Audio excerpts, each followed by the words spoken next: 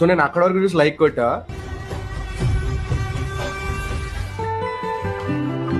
Next చూడగానే like తీసేసా. Praneeth Hanumanthu అనే YouTube ఛానల్ని ఎవడైతే సబ్స్క్రైబ్ చేసుకున్నాడో అన్సబ్స్క్రైబ్ చేయండి. రిపోర్ట్లు కొట్టుండి అంటున్నా. మానవత్వం లేదారా మీకు? ఇంత దారుణమైన ఆలోచన నారా? డార్క్ కామెడీ అంటే ఏందిరా? మీ తండ్రి ఒక ఐఏఎస్ ఆఫీసర్, ఖచ్చితంగా ఒక ఐఏఎస్ ఆఫీసర్ ఇల్లు ఎట్లుంటుంది?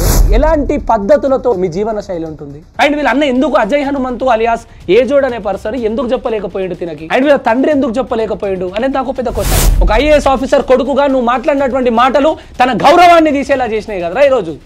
Sexual and also father-daughter section. No, if you want it to be sexual, ఆమె అసలు ఏం మాట్లాడకుండా ఉంటది. He went from hi daddy to hi nana. He went from pedo nana to peda nana. ఏదో ఒక రోజు నీ తింటారా నాయన ఎందుకు చెప్పలేకపోయాడు? పెద్ద పీకుడు కానీ పెద్ద చదువులు చదువుకున్నావు అనే నీ ఫీలింగ్.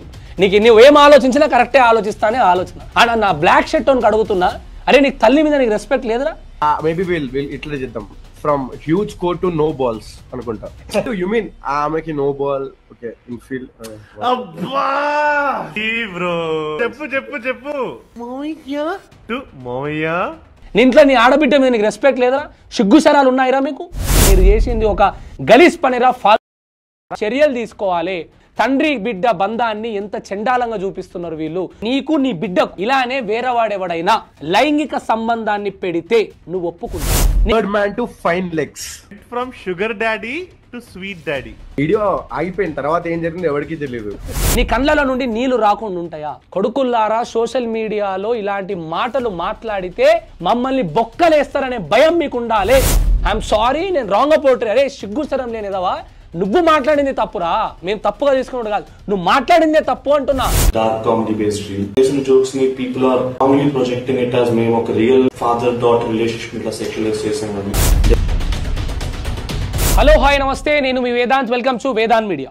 ఈ వీడియో చూసిన తర్వాత మీకు ఏమనిపిస్తుంది? తండ్రి తన పాపపై ఉన్నటువంటి ప్రేమను ఒక వీడియో తీసి పెట్టాడు. ఈ వీడియో చూస్తున్నప్పుడు ఆ తండ్రిపై ఆ పాపపై మీకు ఎలాంటి ఆలోచన ఉంది? కానీ ఈ వీడియోని చూస్తూ ఒకవేళ ఆ తండ్రి ఆ పాప లైంగిక సంబంధం పెట్టుకుంటే ఎలా ఉంటుంది మీరు ఆలోచించారా? అసలు ఇలాంటి ఆలోచన ఎవరికైనా వస్తుందా అని ఒక రాక్షసుడికి వచ్చింది. ఆ రాక్షసుడు ఒక్కడికే కాదు, వాడు దోస్తులో నలుగురు కలిసి సోషల్ మీడియాలో వాళ్ళ యూట్యూబ్ ఛానల్లో పాపపై ఆ తండ్రిపై ఇద్దరి మీద ఒక మాటలు మాట్లాడుతూ కామెడీ జనరేట్ చేస్తున్నారు అనమాట. తన పేరు ప్రణీత్ హనుమంత్. ఈ హనుమంతు అనే యూట్యూబ్ ఛానల్ 1,82,000 మంది సబ్స్క్రైబర్స్ ఉన్నారు. తన అన్న పేరు ఎవరో కాదు, ఒక ప్రముఖ యూట్యూబర్ అజయ్ హనుమంతు అలియాస్. తన యూట్యూబ్ పేరు వచ్చేసి ఏజోడ్. మీ అందరికీ తెలుసు, బ్రదరే ప్రణీత్ హనుమంత్ అనమాట. సో వీళ్ళ తండ్రి ఒక ఐఏఎస్ ఆఫీసర్. ఈ రోజు నేను పేరెంట్స్ ని విమర్శించాలనో లేదంటే కించపరిచి మాట్లాడాలనో లేకపోతే బ్లేమ్ చేయాలని నాకు లేదు. ఎందుకంటే వీళ్ళు ప్రణీత్ హనుమంత్ అనేటోడు మాత్రం చిన్నపిల్లగాడైతే కాదు, చాలా పెద్దోడు, దిమాగ్ పెరగలేదు, సమాజం పట్ల ఆడవాళ్ళ పట్ల కూడా కనీస బాధ్యత కనీస రెస్పెక్ట్ లేకుండా పెరిగిండు అనే విషయం మాత్రం అర్థమవుతుంది. సో వాళ్ళ పేరెంట్స్ నేను బ్లేమ్ చేయాలనుకుంటలేను. వాడు తిరిగిన సర్కిల్ ని, వాడు ఆ వీడియోలో ఉన్నటువంటి వాళ్ళ దోస్తులను, ఈ రాక్షసులను బ్లేమ్ చేయడానికి వచ్చిన. ఏం కూడా కాదు, ఇలా చేసిన పని మీరు చేసింది ఒక గలీజ్ పనిరా, ఫాల్తు మొండ కొడుకులారా అని చెప్పనీకి వచ్చిన. పి హనుమంతు అనే యూట్యూబ్ ఛానల్లో వీళ్ళు క్రియేటర్స్ అనమాట. వీళ్ళు ఏదైనా మూవీ వచ్చింది అనుకో, దీని రివ్యూస్ ఇస్తారు. ఒక నలుగురు లైవ్ లోకి వచ్చి ఏదైనా ఒక వీడియోని పట్టుకొని ఆ వీడియో మీద ఎవరి ఒపీనియన్ వాడు షేర్ చేసుకుంటాడు. వీళ్ళు ఒక డార్క్ కామెడీ అనే పేరుతోటి వాళ్ళ ఒపీనియన్ షేర్ చేసుకుంటారు. డార్క్ కామెడీ అంటే ఏంటి? ఇప్పుడు ఒక కాళ్ళు చేతులు లేని వాడు ఉంటాడు. చూసినప్పుడు మనకి ఏమనిపిస్తుంది? అయ్యో పాపం, ఏం కర్మనో ఏందో, దేవుడికి ఇట్లా ఒట్టించింది అనిపిస్తుంది కదా. కానీ వీళ్ళు అట్లా ఆలోచించి ఆ కాళ్ళు లేని వాడికి, ఆ చేతులు లేని వాడిపై వీళ్ళు కామెడీని జనరేట్ చేస్తారు. దాన్నే డార్క్ కామెడీ అంటారు. రీసెంట్ గా ఈ పాపది అండ్ ఈ ఫాదర్ ఏదైతే వీడియో ఉందో, ఈ వీడియోని వీళ్ళ సోషల్ మీడియాలో వీళ్ళు నలుగురు లైవ్ లోకి వచ్చి మాట్లాడుతూ ఈ పాప పైన ఆ తండ్రి పైన ఒక అబ్యూజ్ లాంగ్వేజ్ తో from huge core to no balls అంట. ఇవి నాకు తెలిసి అందరికి అర్థం కావు. దాటి ఆలోచిస్తే third man to fine legs అంట. Open your mouth.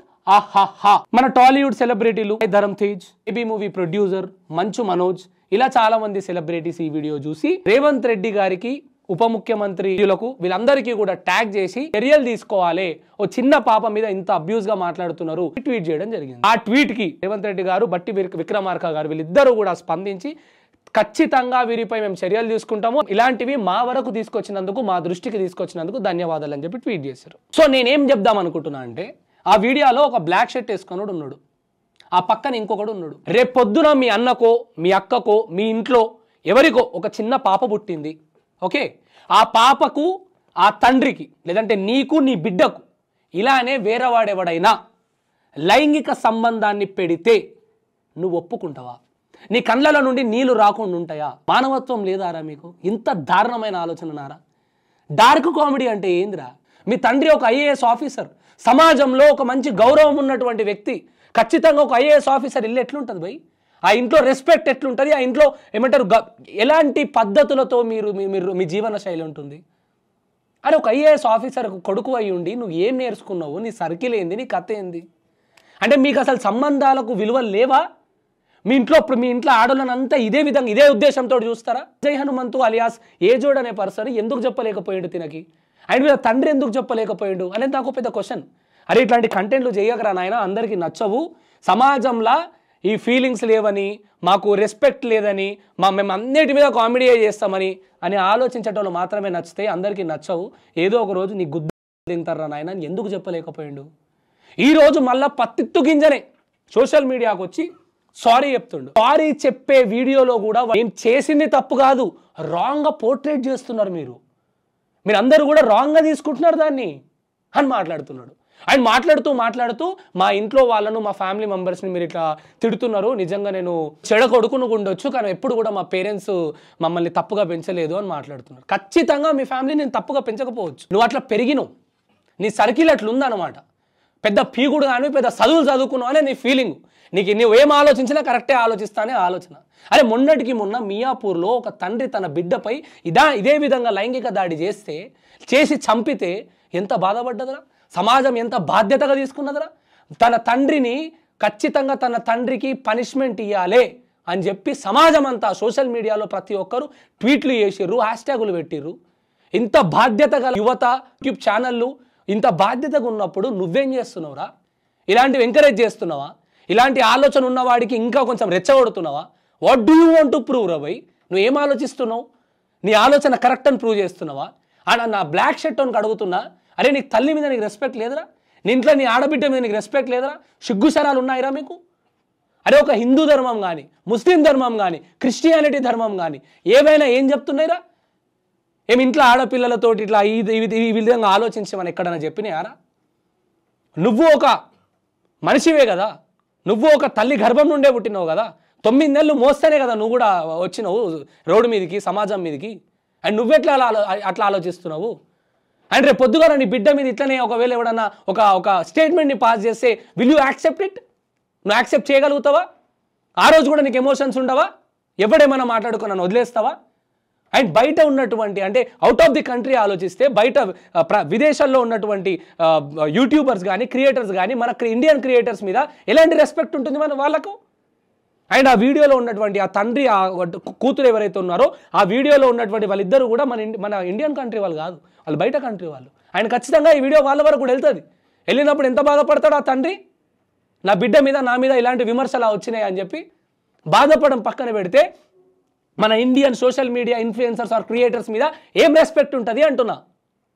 ఇలాకి ఏం చేయనిక చేత కదని చెప్పి మనను ఖచ్చితంగా విమర్శిస్తారు కదా, కించపరిచి మాట్లాడతారు రా మన మీద. ఒక్కసారి ఆలోచించాలి నువ్వు ఏం చేస్తున్నావు అనేది. అండ్ నువ్వు చేయడం వల్ల నీ ఫ్యామిలీ అందరి మీద రెస్పెక్ట్ పోయింది కదరా. అంత ఆయన ఒక ఐఏఎస్ ఆఫీసర్ అంటే ఎంత కష్టపడి ఉంటాడు, ఎవ్రీడే ఇలాంటి కేసులను ఎన్ని చూసుంటాడు. అండ్ వాళ్ళ పై ఆఫీసర్స్కి ఏం చెప్పుకుంటాడు, వాళ్ళ కింద ఉన్నటువంటి ఆఫీసర్స్కి ఏం చెప్తాడు.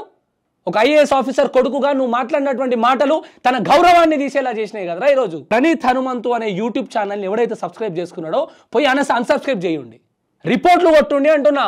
అండ్ ఇట్లాంటి వీడియోలు ఎవడన్నా తీయాలంటే ఉచ్చ పోసుకునేలా వాళ్ళకి ఇలాంటివి ఆలోచన రాగానే ఉచ్చ పడాలంటే ఖచ్చితంగా మన ముఖ్యమంత్రి రేవంత్ రెడ్డి గారు, ఉప ముఖ్యమంత్రి బట్టి విక్రమార్క గారు స్పందించారు కదా. ఇదే విధంగా వాడికి ఏదైతే మీరు పనిష్మెంట్ ఇలాంటి చర్యలు మీరు వాడిపై తీసుకుంటారో ఆ చర్యలు తీసుకున్నటువంటి చర్యలను సోషల్ మీడియాలో మీరు మళ్ళీ ట్వీట్ చేయండి. ఇది చేసినందుకు మేము ఇలా చేశాం అని ట్వీట్ చేయండి. ఇలాంటి ఆలోచన రావాలన్న ఏ ఒక్క ఇన్ఫ్లుయెన్సర్కి లేకపోతే క్రియేటర్కి ఉచ్చ పడుతుంది. ఈరోజు భయపడుతున్నారు వీళ్ళు. ఎందుకు రా భయం ఇప్పుడు నీకు? ముందు తెలియదా చేసింది తప్పని? నువ్వు మాట్లాడుతున్నప్పుడు తెలియదా? ఒక 5 years చిన్న పాపం మీద మనం ఏం మాట్లాడుతున్నాం ఆలోచించలేదా? ఈరోజు భయపడుకుంటా 2 చేతులు దగ్గర పెట్టి దండాలు పెడుతున్నాడు. అయ్యా వీడు చేసింది పీకుడు పని అన్నట్టు. ఫ్యామిలీ మెంబర్స్ని ఏమనకండి, ఎందుకంటే వాళ్ళ ఫ్యామిలీ మెంబర్స్ చేతిలో లేదబ్బా. పిల్లలను ఎంతవరకు అని వాళ్ళు సాదుతారు మీరు చెప్పండి. 10th క్లాస్ వరకు వీళ్ళ చేతుల్లో పెరుగుతారు, వీళ్ళ ఆలోచనతో పెరుగుతారు, వీళ్ళ ఆలోచన విధంతో పెరుగుతారు. 10th తర్వాత ఇంటర్కి వచ్చిన తర్వాత ఖచ్చితంగా ఒక మగవాడు అన్నప్పుడు వాడు ఇండిపెండెంట్గా పెరుగుతాడు.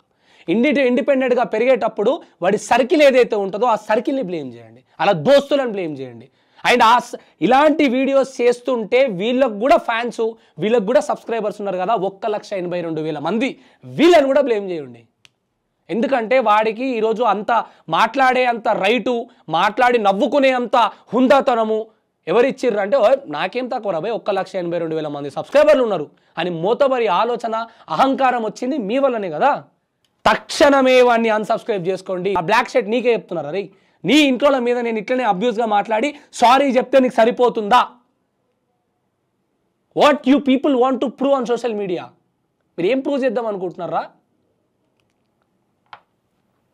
ప్రతిరోజు రేప్స్ కానీ ఇలాంటి దాడులు కానీ చిన్న చిన్న పిల్లలపై పోక్సో చట్టం వచ్చిన తర్వాత కూడా ఎన్నో ఘటనలు చూస్తున్నాం. సోషల్ మీడియా వరకు వచ్చే ఘటనలు చాలా తక్కువ. మీరు ఈ గ్రాఫ్ చూసుకుంటే 2022-23 వరకు కూడా గ్రాఫ్ పెరుగుతూనే వచ్చింది. లైంగిక దాడులు, చిన్నపిల్లలపై రేప్ అటెంప్ట్లు, కిడ్నాప్లు పెరుగుతూనే వచ్చింది.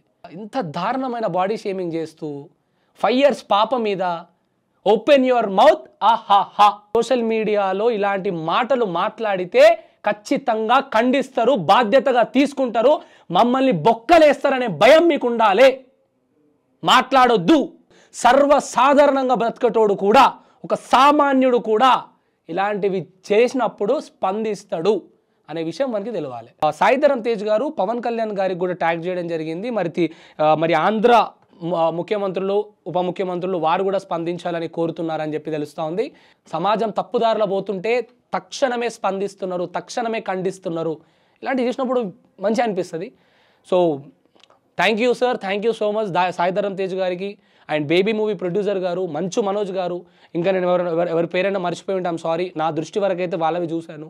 అండ్ స్పందించిన ప్రతి ఒక్కరికి ప్రత్యేక ధన్యవాదాలు తెలియజేసుకుంటున్నా. అండ్ ముఖ్యమంత్రులు అండ్ ఉప ముఖ్యమంత్రులు మీరిద్దరూ కూడా నిజంగా ఇంత బిజీ షెడ్యూల్లో ఉన్నప్పటికీ మీరు కూడా వారు చేసినటువంటి ట్వీట్పై రీట్వీట్ చేయడం, స్పందిస్తాం, ఖండిస్తాం, ప్రశ్నిస్తాం, శిక్ష పడేలా చూస్తాం, ఇలాంటి చిన్నపిల్లలపై ఇలాంటి మాటలు మాట్లాడడం కరెక్ట్ కాదు అని మీరు కూడా మీ ఆలోచనని, మానవతా దృక్పథాన్ని చూపిస్తున్నందుకు మీకు కూడా ప్రత్యేక ధన్యవాదాలు తెలియజేసుకుంటున్నా. అండ్ సోషల్ మీడియాలో యూట్యూబర్స్ ఉన్నారు కొంతమంది, వాళ్ళు కూడా వీడియోలు పెట్టడం జరిగింది. థ్యాంక్ యూ సో మచ్ మీకు కూడా.